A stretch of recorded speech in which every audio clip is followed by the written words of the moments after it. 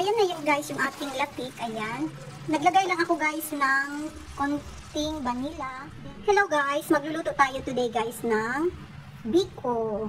So, wala akong magawa guys, kaya kung ano yung meron tayo, so pwede tayong magluto ng biko. So, magluluto tayo ng biko. So, ayan, nilagay ko na yung coconut milk.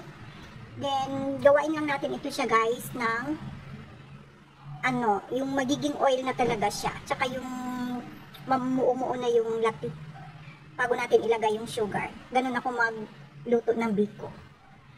So, ayan yung ating coconut milk. Antayin lang natin na magiging coconut oil siya. So, i-check natin guys yung ating coconut. So, ganyan na yung kanyang itsura, pero hindi pa din siya nag-oil. Palabasin talaga natin yung kanyang oil, then yung mamuo yung latik. Saka natin ilagay yung sugar. So, ako guys, pag nagluto ako ng biko, madalian lang yung biko ko. Hindi ko na tinatanggal yung latik. Sinasama ko na siya. So, ayan. Balikan natin later. Yung ating rice pala guys na malagkit, luto na siya. So, ayan yung ating rice. So, ready na yung ating malagkit na rice. Luto na siya. Ayan na guys. Nag-oil na yung ating coconut milk. Then, magbuo-buo na din siya. Ayan. Yung latik niya, magbuo-buo na din. So, ayan.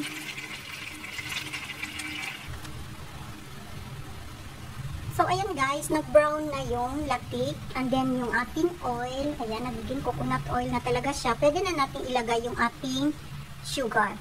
Yung, guys, yung latik, hindi ko na yan siya tinatanggal.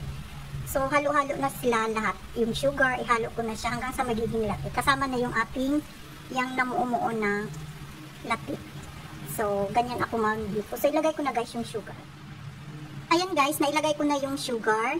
So, i-mix-mix lang natin ito guys hanggang sa magiging latik, hanggang sa matunaw yung sugar. So, ayan na yung guys, yung ating latik. Ayan. Naglagay lang ako guys ng konting vanilla, then konting salt lang, pampabalance lang sa ating flavor. So, ayan. Pwede na natin ilagay yung ating malagkit rice. So, ayan guys, nilagay ko na yung ating malagkit rice. Halu-haluin lang natin ito.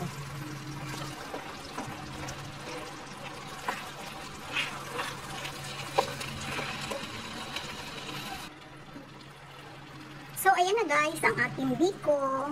No need na siyang i-toppings ng latik kasi hinalo ko na siya. So, ayan ang ating madali ang biko. Solved na naman ang cravings ko today. Thank you so much for watching. Palamigin na lang natin ito guys.